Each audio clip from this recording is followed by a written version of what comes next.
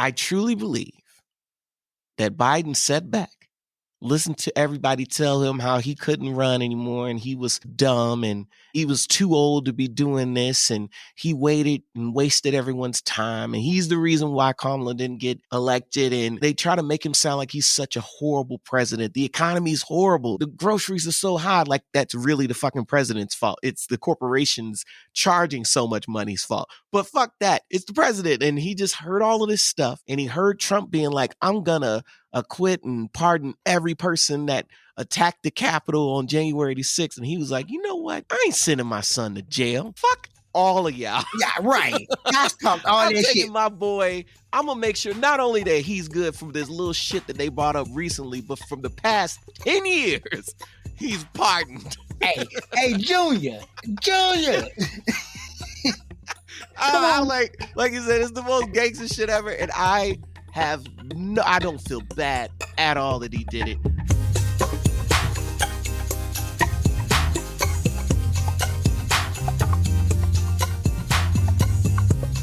Ladies and gentlemen, and anyone else who is here, my name is Amour, and you are listening to the Black Man Talking Emotions podcast. Happy New Year. Happy Black History Month. And on today's episode, I speak with my guy, friend of the show, AKA best friend of the show, Chris Bate, about creating new traditions, growth. We have a mental check-in, and so much more.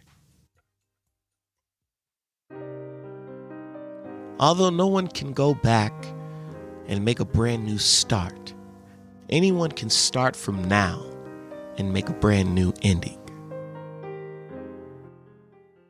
So before we get into the real conversation, I wanted to start off with a couple of events that happened from October to December, because we haven't done a pod since September and a lot of shit happened.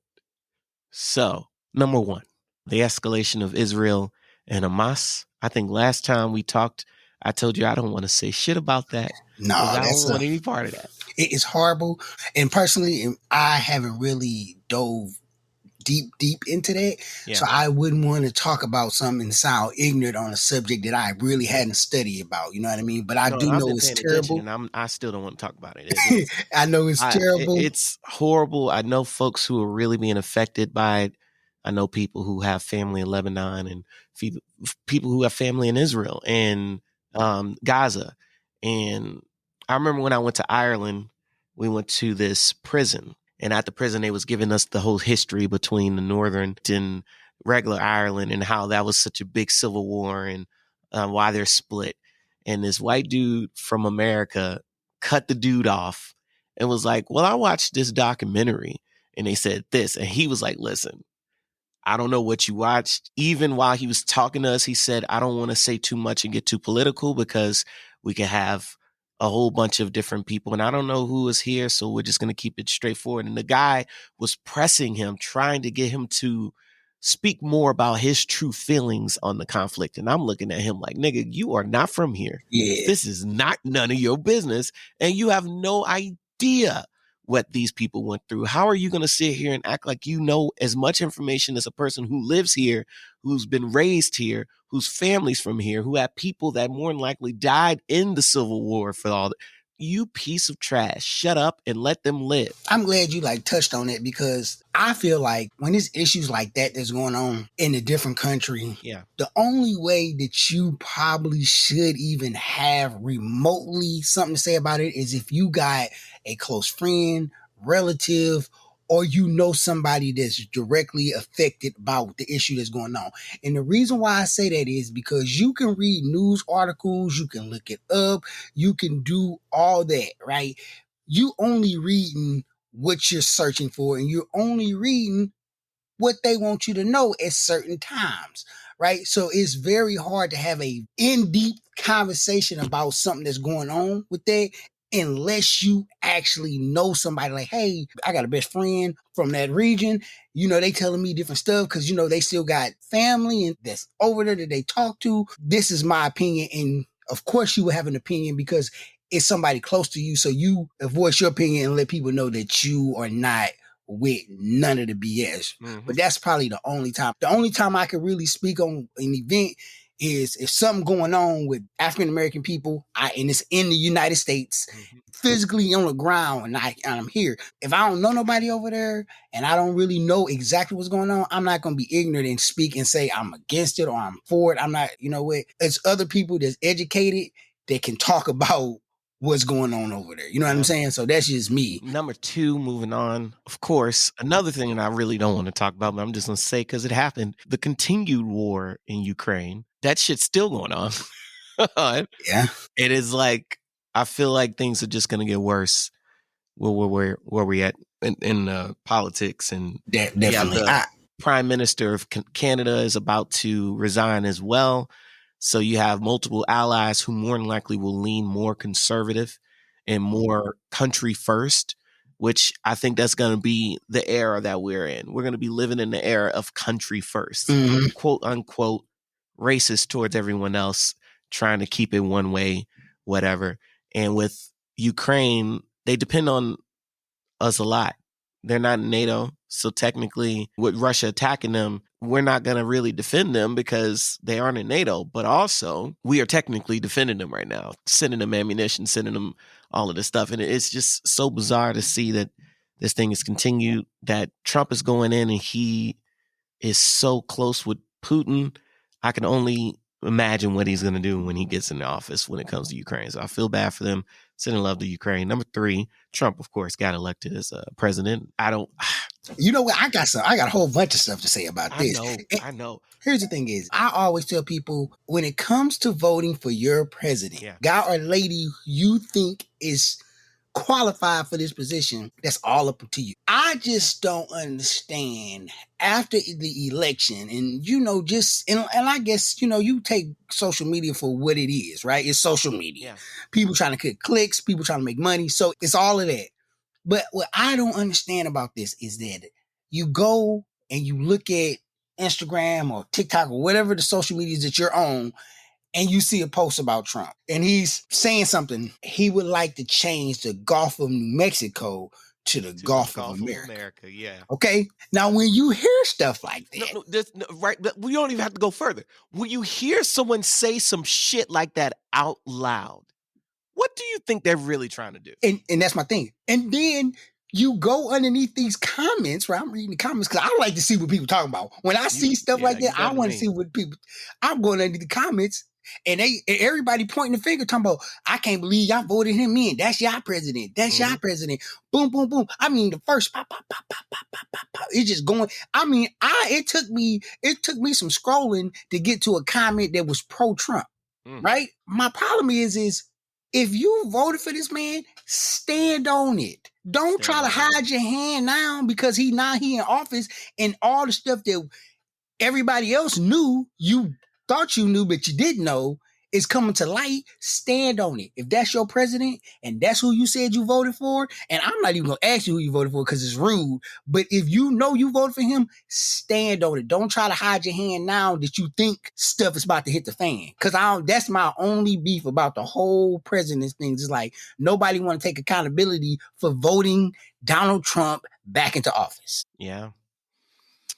Moving on, Puerto Rico is still kind of taking L's because of hurricanes, and the electricity has been out, and I'm just praying for them because I really feel like Trump, we should do more. He treats Puerto Rico like it's not a part of the United States, and that's not okay. And I feel like for years we've treated it like it's what it is. It's a territory. So technically it's a part of us, but it should be more.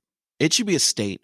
We should be taking care of Puerto Ricans and looking out for that, and really creating an American environment there that they can depend on, understanding that the power is going to be taken care of, understanding that they're going to be able to get the funding to take care of the country when they've been a territory for so long. It's infuriating. Granted, once again, that's another thing that I haven't done enough research to completely talk on.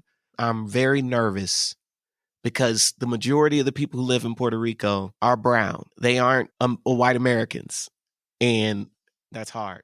like I said, I'm with you. I would need to do more research about it. And I wasn't going to bring up that it's brown people over there, because when you argue about that point, you're arguing about systematically things. And that's not what we not arguing about the systematically things. We're arguing about a country who's been hit numerous times and it's part of our territories, and we're not doing anything about it from what I see.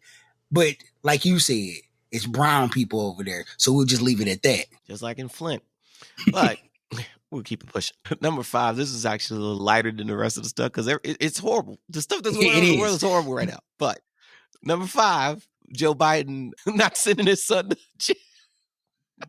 I thought that it was worth mentioning, him pardoning his son and getting off. You know what? I'm gonna take it, since it's lighthearted. I could go very deep into it, but I'm gonna say it's some gangster stuff, right? It's some gangster stuff, right? I'm finna get up out of here. Hey, come on, son. Listen. Now, if you mess up again, that's on you. That's on you, but you good now. And they made sure he was good for any crime that he possibly could have done. He said, for the past 11 years, he's good. Dominique, what's that? I don't know if you watch it, but you know, it's always like, it's these shows or TV shows, these it's about crime people, right? Mm-hmm. And they want to turn over a whole new leaf. And they was like, I need a clean slate. In this case, there really was a clean slate. Hey, he wiped that bitch clean. You know what I'm saying? He ain't gonna be able to do too many more things for his son. He damn near about to die. He gonna look out for him as much as he can.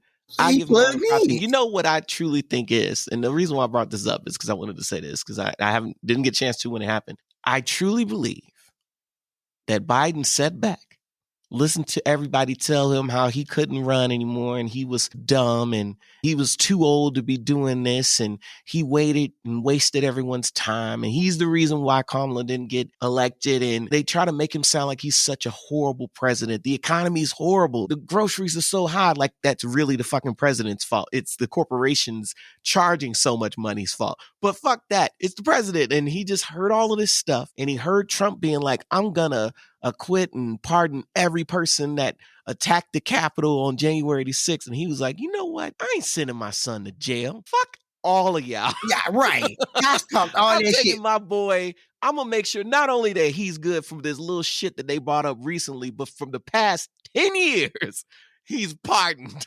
Hey, Junior. Like you said, it's the most gangster shit ever. And I don't feel bad at all that he did it. That I'm still upset that we didn't get our student loans taken care of.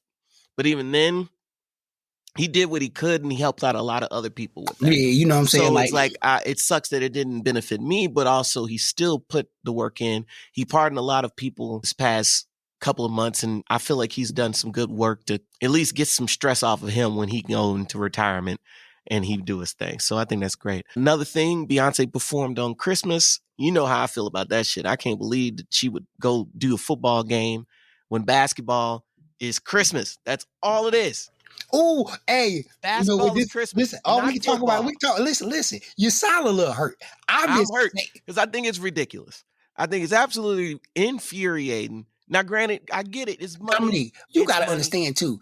Even some of the players are talking about that basketball is not exciting anymore and they need to do something. Hey, man, listen. I only watch basketball in the playoffs because that's when it get good. You know this about me, right? But, hey, they did. Hey, NFL was talking a lot. They was talking heavy. They was like, hey, Christmas Day belong to us now. And they put it on Netflix, Dominique. They put it on Netflix and still had that many viewers. Infuriating. I was very upset. I didn't watch any of it. I didn't even watch the performance afterwards. I don't give a damn. They should be ashamed of themselves and screw them out. There's a couple of other things, but I think I mean, we've gotten the gist of it. It was a kind of crazy 3 months that I was kind of relieved that I didn't have the podcast because I was able to escape it. You know what I'm saying? Like, since I didn't have to keep my head right during that time to talk about it on the pod, I stayed away from a lot of the negative. I don't follow the comments on the post anymore like I used to. I don't really feel like it's healthy. It's not.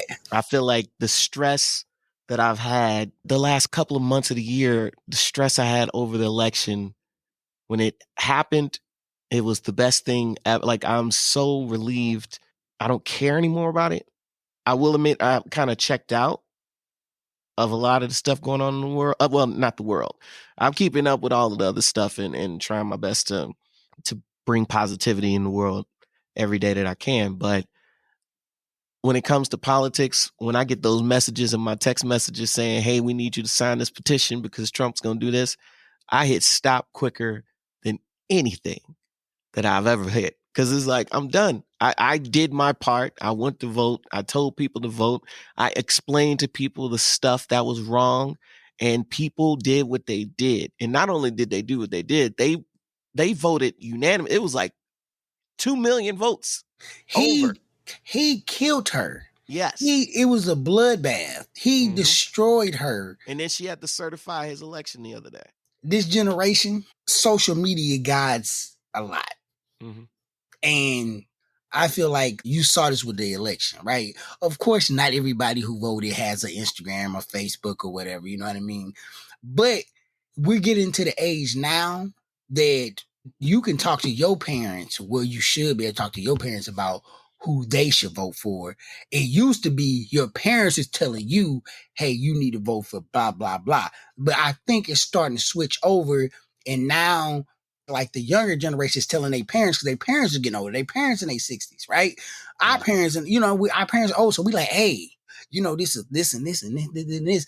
And I think that this younger generation follows social media, and you see the outcome of what you can do with social media at that time. Like, you know what I'm saying? Like, social media is crazy in how it affects things like the presidency, like somebody becoming like the president. Like, that's crazy. So we got another 4 years. We'll be all right. I mean, I feel like I've done a lot of work in the past month on myself with therapy and just kind of like eliminating things from my day-to-day, like little things. Like, I do yoga every night. I do my ab routine every other day. I eliminated my phone and iPad from my bedroom, meaning like when I'm upstairs and I'm about to go to sleep and I go in there with the intention to get ready for bed, my phone and my iPad are shut off, and I allow my brain to calm down at night now. I'm trying to find different ways to continue to, avoid the social media fog, if that makes sense. Because when you do it so much, you get that foggy feeling like you're like, I'm forgetting stuff. Why am I forgetting stuff? And it's been so helpful clearing my brain, having my routines, writing in my planner, getting my stuff together, booking my gigs, working the gigs, running this and this and that. It's been so rewarding to be in a place where I could sit still. You know what I'm saying? You ain't got to be moving all the time. I can sit still. I can meditate. I can keep my brain positive. I can stop forcing stuff that doesn't have anything to do with me on myself. Mm-hmm. And I'm still struggling with a lot of stuff, of course, but honestly, I believe that the day-to-day is helpful. You get better every day. You know what I mean? So it's just, I mean, you got to think about it, right?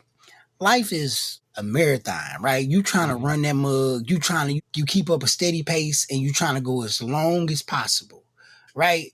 It's not a sprint, right? So every day that you are better and you feel better, that's just one little mile that you didn't conquer. Yeah. You did trying to get to this mile and the next mile. You know what I'm saying? You just constantly just try to get better as you get older and as time go on. You know what I mean? Mm-hmm. Yeah, man. Never knew how much I loved you. Never knew how much I cared. When you put your arms around me, I get a fever that's so hard to bear. You give me fever when you kiss me, fever when you're holding me tight. Fever in the morning, fever all through the night. Sun lights up the daytime, moon lights up the nights. I light up when you call my name. I know you're gonna treat me right. You give me fever when you kiss me, fever when you're holding me tight. I'm really smooth. Fever and your morning fever all through the night. Let me hear you swing. Come on out.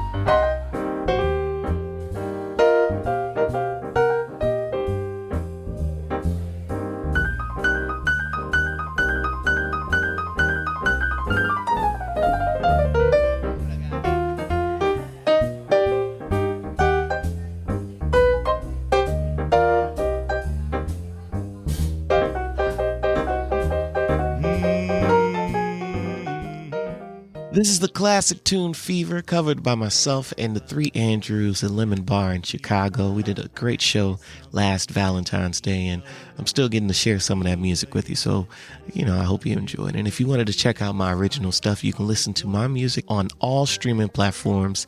And you can check me out for more information at domlamour.com, where you can get anything and everything Dom Lamour. I want you to bring it down with me. Bring it down here. Oh, I like that. Romeo met Juliet. Juliet loved her some Romeo. When she put his arms around her, she said, "Oh, baby, how you like that? You give me fever. When thy kisseth fever with thy burning youth.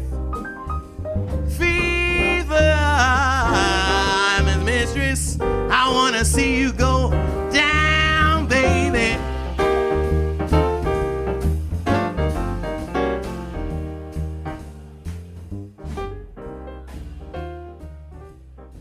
Can you let them know what it's like? Let me hear a little of that bass. We just wrapped up the 2024 holiday season, right? Mm-hmm.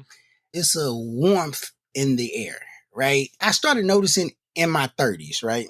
Holidays are really special when you have traditions. Yes. And the reason why I say that is because after my dad passed, I really didn't, the tradition of whatever I did or I thought I did or whatever kind of died. Yeah. Now that, I'm older, and it really didn't bother me. I mean, it bothered me because I'm like, man, the holidays are fun because all these traditions, you do this and you do this and you do that, and you've been doing it for so long. It feel good. It's fun. It's exciting. Even though you do it every year, but you anticipate this every year, right? Yeah. So my holidays used to be like just dull. I've been struggling to figure out, as we get older, all my friends, how to start making my own Thanksgiving holiday.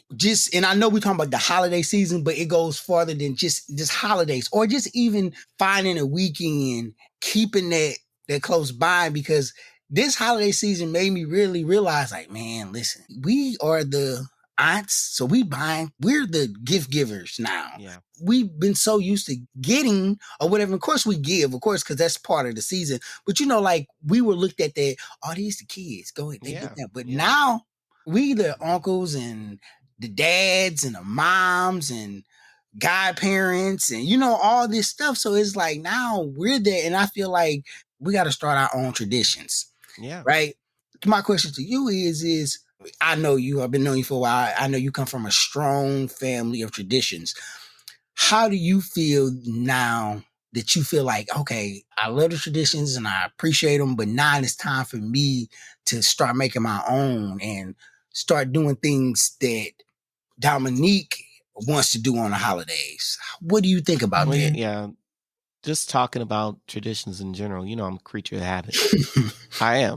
There's so much stuff that I have to do a certain way. And I know it's wrong to say you're OCD if you've never been clinically or whatever, but I very much have those moments where there's certain things I just got to do. I got to do this way. I got to get 4 napkins out of the thing when I'm drying my hands. That's how I am. So when it comes to Christmas, it's the only holiday that I would quit a job for, It's the only holiday that I would literally be like, yo, I'm going home no matter what for Christmas, period. This was the first year that I felt like it didn't feel like Christmas anymore. That really sucked, because I do love those holidays and enjoying those holidays. And other holidays, I've already had the time to kind of change. Thanksgiving, I've cooked Thanksgiving multiple years now. So I'm used to my version of Thanksgiving.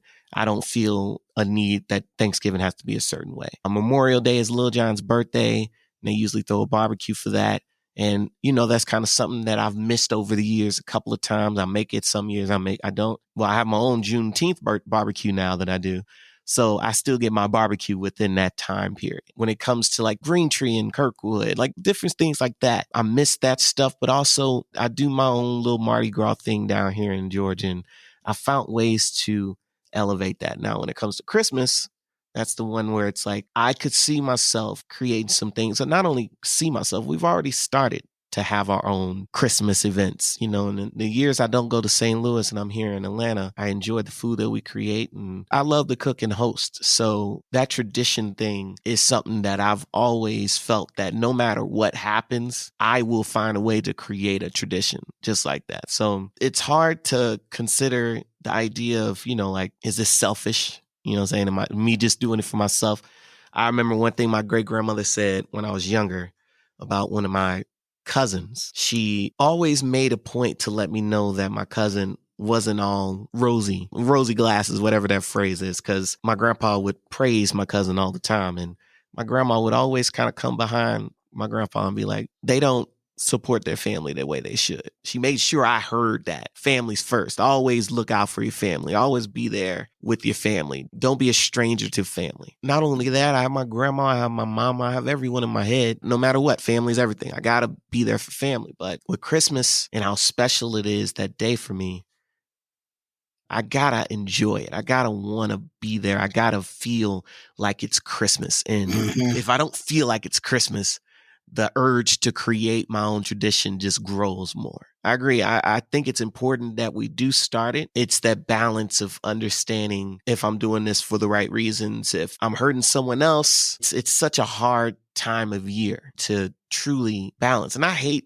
personally, I hate giving gifts to people. I've never liked doing gifts. I never enjoyed shopping for people. I barely like shopping for myself. So it's one of those things that the whole holiday kind of I only enjoyed the family aspect of it, I think that you're an excellent gift giver. I think I think when you think about gift giving and the holidays, you're thinking it as an aspect of the malls. You're thinking more luxury than actually something memorable, right? You do that, right? Yeah. Because no matter what people say, right? You gave a gift this year and it was the recipes. Yeah, the family cookbook. Listen, if you didn't like giving gifts, contrary to believe what you think, that ideal wouldn't have never came. That's a special ideal. That's a special gift. I'll rephrase it. I didn't go shopping for that gift. You know what I'm saying? I know. Yeah, I know. I created that gift. So that's when I say I don't like giving gifts, I don't like feeling like I have to go to a grocery store and buy you your champagne or your favorite cologne or some stupid shit that you might not ever use. Right. I want this. I don't like that.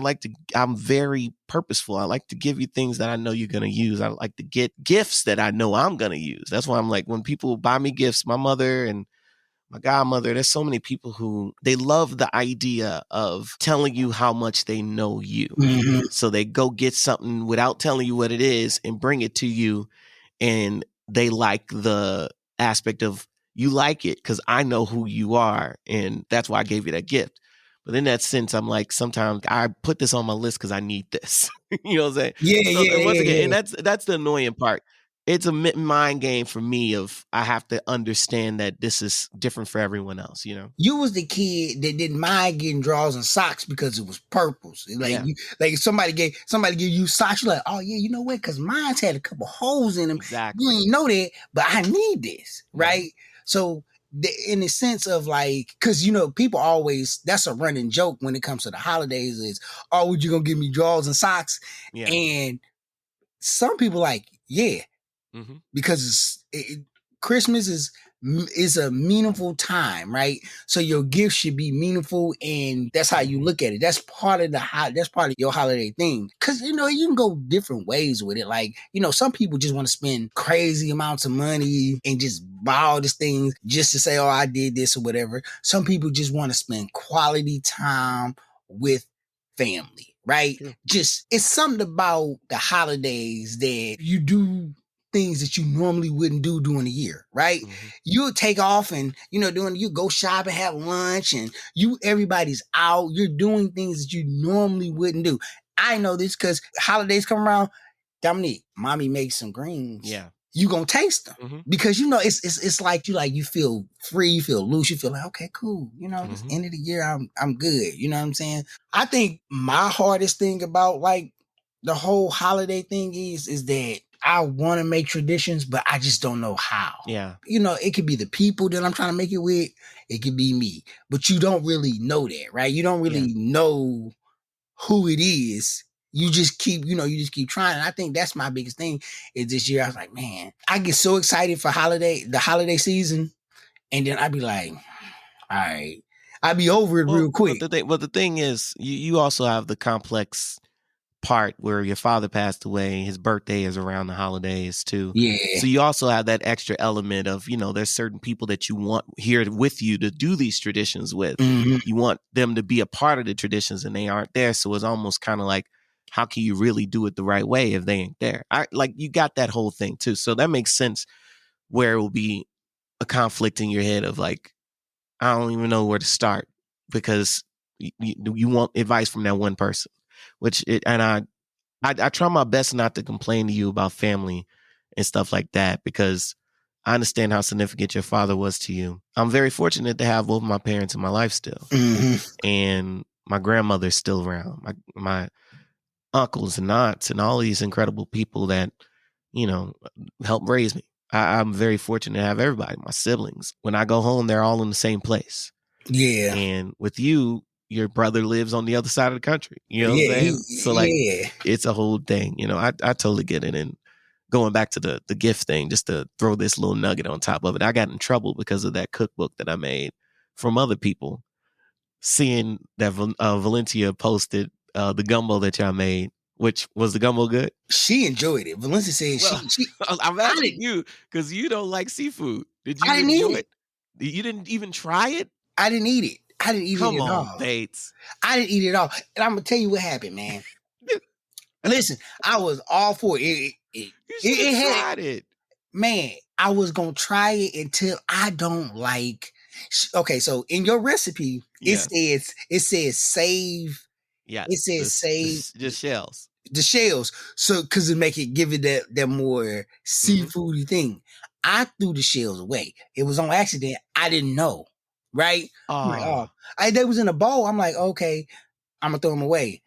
So I threw them away, and then she got fresh crab and put it in there, right? So she just used those because she peeled all the crab. She put them in there, and once she put them in, I tasted a little soup. I said, oh, that's way too seafoody for me. So so you really wouldn't have liked it with the shrimp in there too. Yeah, man, listen, it's the best way to make broth using the skin, and that sucks that you didn't. But someone saw that post and hit me up like, "Where's my book? Why didn't I get a book?" And I was just like, "This is another like that." It goes into that element of I don't enjoy Christmas because this is like I'm giving gifts to people like in my family only. This is a family gift that someone else got because they're part of the family. Pretty much, you were there and you got one, of course. Exactly. And it was just so inferior. I was like, I don't enjoy any of this social media stuff. It is so annoying because it's just the holidays. I shouldn't feel ashamed for not giving somebody a gift. No one should ever feel ashamed for not giving someone a gift. If I'm here, if I traveled from Atlanta to St. Louis to see you for the holidays, that should be enough, period. That's how I feel. It's like, that's why I'm coming here. I want to come and catch up. I want to see what your life is like. I want to see what's going on. I'm interested in talking. And when you come in and people don't even care about talking, they just want to get drunk. And it's just, there's so many things that if I'm running Christmas, you come to my house for Christmas, me, you, Valencia, and Adrian, Christmas in Atlanta, you come to our house, there's going to be music playing on the record player. I'm going to have food right. I'm going to make up the drinks right. And we're going to sit down at the table, have a conversation, play some games, Uno, whatever. Like we was playing dominoes when you were over there. That's my speed. Chill, catching up. How's the baby? How's this? How's that? Man, this is great. Always a good time. We're making a memory. That's what I want. I want to feel that. That's a vibe. That's a vibe. You were at my mama's house this year. That was like 50 people there. It did not feel like an event where you could sit down and have a real genuine conversation, because it was just too much going on. There was too much going on. There was people running around. There was too many announcements. It was a little overwhelming. So the tradition aspect of creating my own space, like I feel like I've already started that. Okay. When you say that, I feel like I've already started that, because like I just said, I told you exactly what we would do. If that's because we've done that before. That's because on New Year's Eve, when I got back here to Georgia, we went over to the Verdugos and we had incredible meal. We sat around the table and we played games and we caught up and told each other about what we got for Christmas. And then I was home before 10 o'clock and went to sleep before midnight, because I'm not about that New Year's Eve life anymore. And it was a good time. You went up. Dude, I think this is the second year in a row where I was like, yo, I'm good to go to sleep. I don't need to. If I'm not working and making money, I'm kicking my feet up and I'm going to sleep. Man, hey, there's ain't nothing wrong with that. No, that's the way I feel like. A lot of people do that, if though. They're like throwing me a couple of dollars. I'm like, ooh, I'm in there. Let's go. Midnight. Let's go till 2. I know a lot of people do that, though. I think my tradition, I kind of just want to vibe. Yeah. I think it got stronger because I had a baby this year, right? Mhm. And it was her first Christmas, right? And I think that even with her, it being her first Christmas, I'm not really tripping. But when you was off at college, you came home because of traditions. Mm-hmm. If nobody did nothing on Christmas, you probably would still come home because you in college. But what about when you get out of college, right? You don't move back. Yeah. You have a seed and they don't. You like, okay, they 25, they live in wherever they live. They live in California, you in Atlanta. Mhm. You have no traditions for the holidays. Yeah. You don't got nothing going on. You think your daughter at 24, 23 or whatever, you think she gonna come back? No. Or your son? No. Why? Because they probably found somebody else, family that's doing something. They got a friend. They're like, oh, my friend's gonna do this. I'm 20, they probably come back for the first year, but not so much after they start getting older. Mm-hmm. And my thing is the reason why I was talking about traditions, this holiday season, it kind of made me realize, like, I want to start making some type of traditions, because when they start getting older, when you see these kids start getting older, you want them to come back. Yeah. And that translates throughout their whole life. Think about it, right? Jade start getting older. Me and you got this tradition where even if you in Atlanta, we FaceTime each other. We do something, right? When you're at home, we do something. We just started this tradition. And my daughter sees that. It grows a bond with other people, kids. That's why you think about it. Why you think I come over and see mama? Why you think me and your mom relationship? Because it's this tradition and this bond that you create with those traditions. So like, that's why I was like, it's very important for me to have some type of tradition, because I want to see my nephews and nieces come back. I know Uncle Chris every year he make his sweet potatoes and they be fire. I'm coming back for that. And then we do X, Y, Z. We go see the lights. We go do this. We go do that. I'm coming back. Boom, boom, boom. And you kind of start this, and then it gets better, because, they eventually they bring their friends, and next thing you know, you like, dang, all right, hey, what's up? Come on, grab a plate. You know what I'm saying? So it was rough for me trying to figure that out. And it still is. It still is. Like, every year I try to figure out, okay, what can we do or whatever. This year, it was pretty good. We did the Sunday before New Year's. We took all like Christmas pictures. Yeah. It's getting there. It's just a hard walk. I'm like, man, this is. Well, I feel like you're so excited for your kid, though. Yeah. That you're talking like, oh, I'm not sure what, but I'm sure you're already starting some incredible stuff that you're going to look back and be like, oh man, I started the first one. I did that on the first night and we still do it. That's, so I'm not too worried about it. It's too early for you to be worried about if the traditions are working yet. I know. You ain't had enough time to start the traditions yet. She ain't even won yet. I know, man. But like, I just be thinking about it. The holidays is very dark. I'm just letting you know, it's very dark. The holidays make me think about death the most. Yeah. And the reason why is because I know every year I look forward to this. Every year, the people who started these traditions and did everything are getting older and older, and so am I. So like, I just play back my head. I'm like, I feel like we were just kids and we were really enjoying the holidays. And as each year goes on, not everybody make it. So that be what really gets me during the holidays. So yeah, I wanted to go ahead and jump in here and say a couple of words. First and foremost, thank you so much for checking out the new season of the Black Man Talking Emotions podcast. I wanted to take more of a Cole Porter approach, and instead of giving information at the beginning, I just wanted to sneak this in a little later in the pod for people who actually are giving us a full listen. And I just want you to know how much I appreciate you. I appreciate you taking the time to even listen to us ramble on about things that's going on in our heads and the people in our lives. And I hope to do more this year with the pod, bringing on some more people who are around the Atlanta area that I am very fascinated with and excited to talk to. And I've already really enjoyed the first couple of days of this year. So it's been really positive, exciting, and I'm hoping that the show continues to spread that kind of energy outward. So don't be afraid to hit me up. Let me know if there's something that you want to hear, or if you're like, hey, I want to be on the pod. I'm game to talk to anybody. I just want to make sure that we're talking honestly and having conversation that people can relate to. So thank you once again. I appreciate you. If you made it this far in the pod and you're still listening and enjoying what we're doing here, I can't thank you enough. So I'll just keep saying it over and over. Thank you, thank you, thank you, thank you. I got a couple more things in this episode, so let's get back to it. All right, so I like to do a mental check-in. Dominique, a scale of 1 to, I ain't gonna give you 10, I'm gonna give you 5. 1 to 5. Oh, yeah, because I want you to pick. How you feeling, bro? 1 being, I can't get out of bed.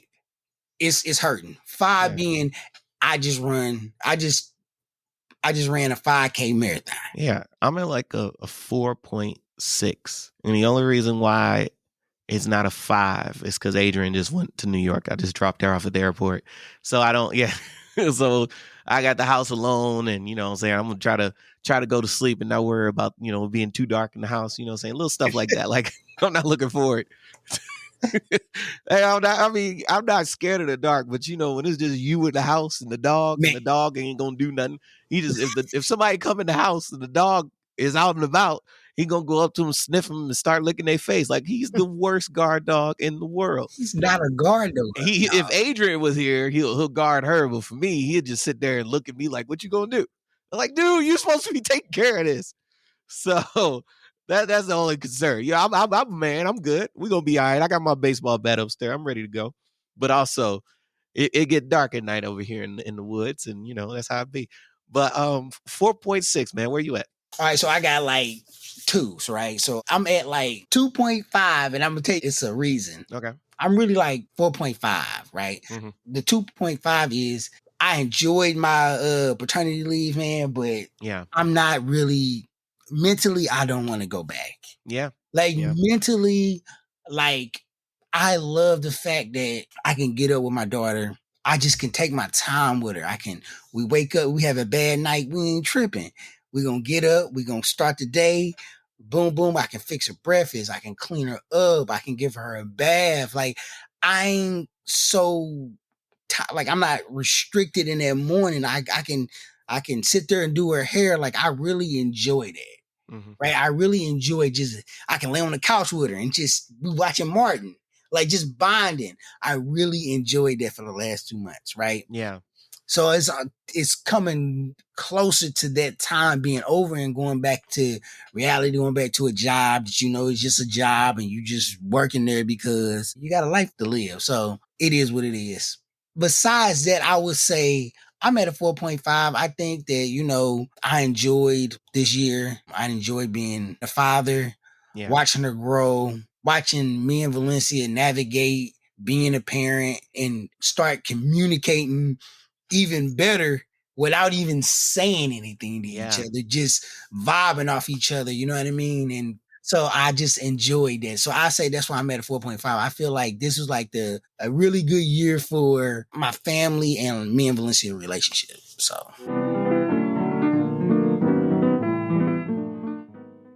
this season, I wanted to include one more segment before the final word.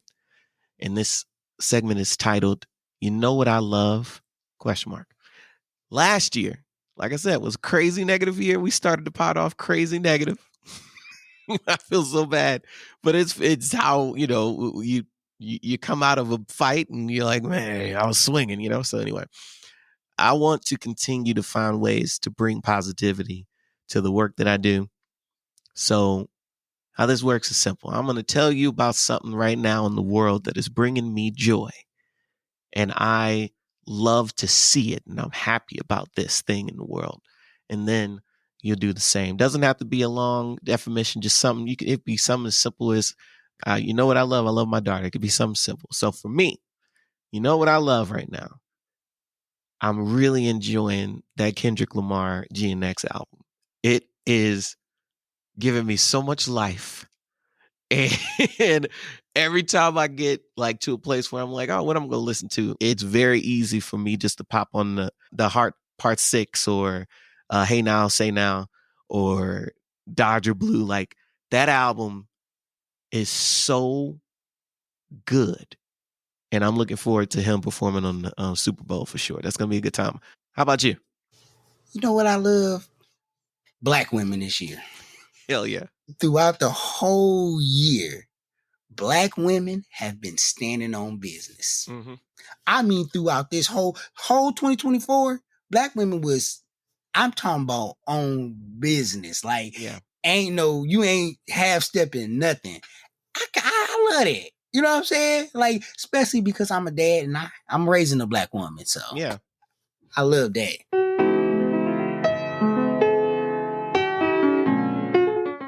Made to the end of the show. Always appreciate you coming out.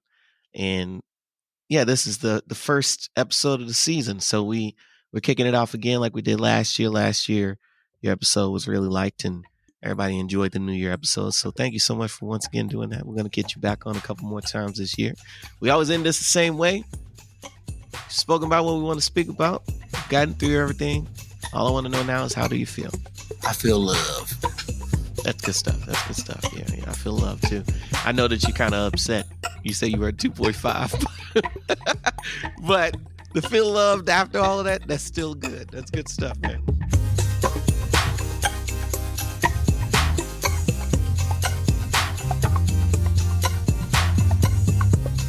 I want to thank you for listening to the Black Man Talking Emotions podcast. The opening quote credit goes to Carl Bart.